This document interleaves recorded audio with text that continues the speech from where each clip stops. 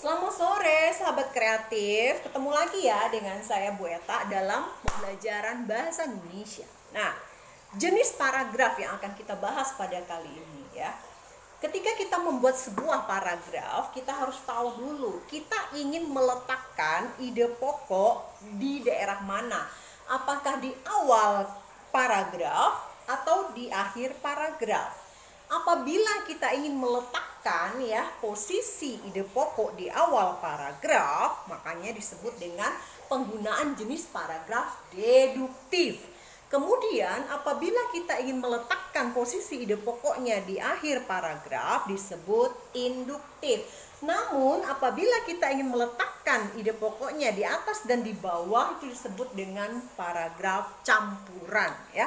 Kita harus tahu dulu kita ingin menggunakan jenis paragraf apa. Nah, kalian semua biasanya menulis paragraf menggunakan jenis apa?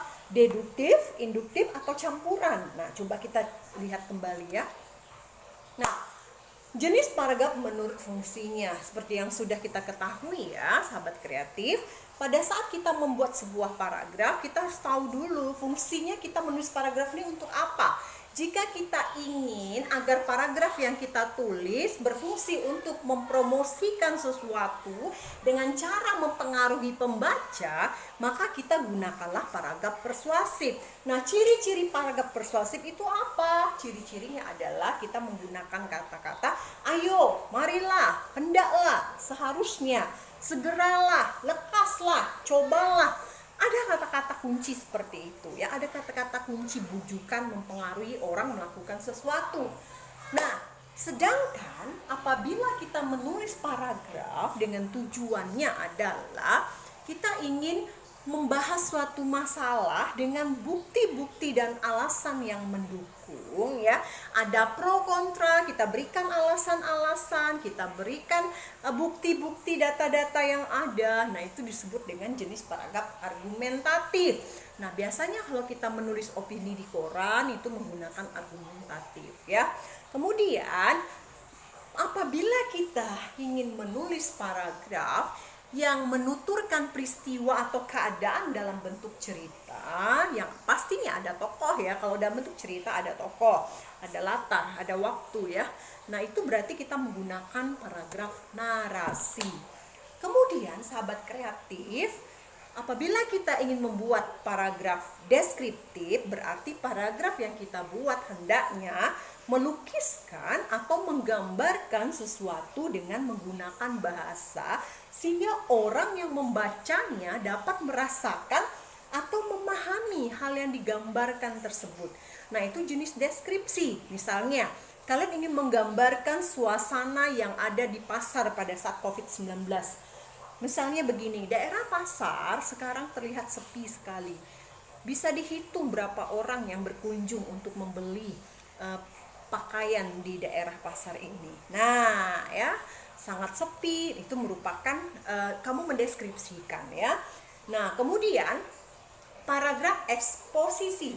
Eksposisi berarti kamu memaparkan atau mengekspos ya, mengekspos suatu fakta atau kejadian tertentu. Nah, misalnya kamu menjelaskan tentang kecelakaan yang terjadi di tol ya, kemudian sebabnya apa, akibatnya apa ya, ada penyampaian isu, kemudian ada pro dan kontra ya, kemudian ada pembuktian, kemudian ada solusi. Itu adalah ekspositoris atau eksposisi, paragraf yang memaparkan atau mengekspos suatu fakta atau kejadian tertentu ya.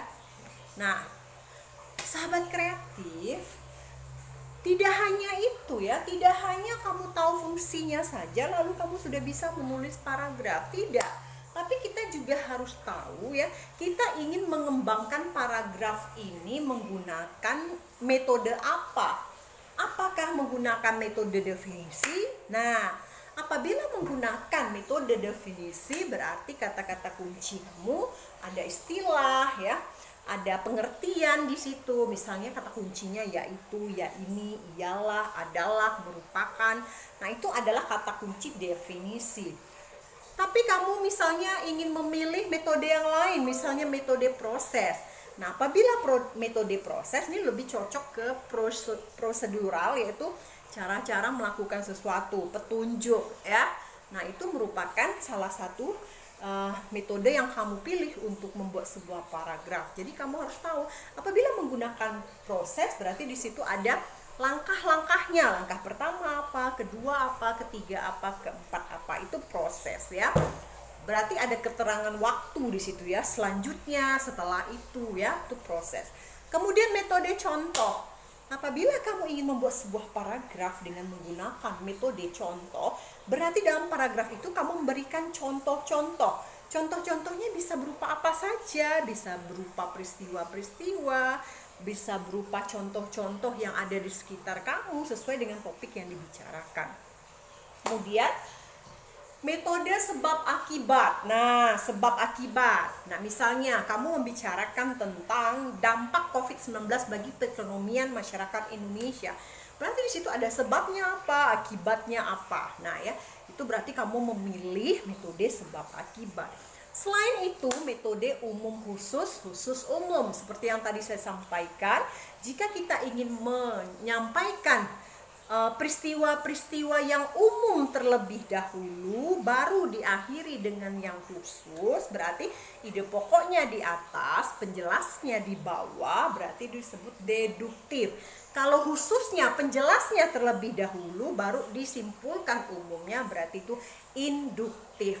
Kemudian bisa juga menggunakan cara metode klasifikasi. Nah, klasifikasi ini adalah penggolongan, pengelompokan. Jika kamu ingin membuat sebuah paragraf dengan memberikan pengelompokan, berarti kamu gunakanlah kata-kata kunci, dikelompokkan menjadi, diklasifikasikan menjadi, tergolong, terdiri, atas. Nah, itu adalah kata-kata kunci klasifikasi. Nah, sahabat kreatif, intinya adalah ketika kita menulis sebuah paragraf atau karangan, kita harus tahu fungsinya kita menulis paragraf ini atau karangan ini untuk apa? Untuk mendeskripsikankah? Untuk membuat argumentasikah? Persuasikah? Narasikah? Deskripsikah? Atau eksposisi? Harus paham ya. Kemudian kita menggunakan metode apa dalam menulis karangan ini? Apakah bisa menggunakan metode definisi, proses, contoh, sebab akibat, akibat sebab, metode umum khusus, khusus umum, atau metode klasifikasi. Nah, intinya dalam menulis sebuah paragraf atau karangan, kita harus mengetahui konsep-konsep dalam mengarang. Oke, sahabat kreatif, saya pikir sampai di sini dulu penjelasan saya. Sampai ketemu lagi ya. Salam sehat, ingat protokol kesehatan. Sampai jumpa, selamat sore.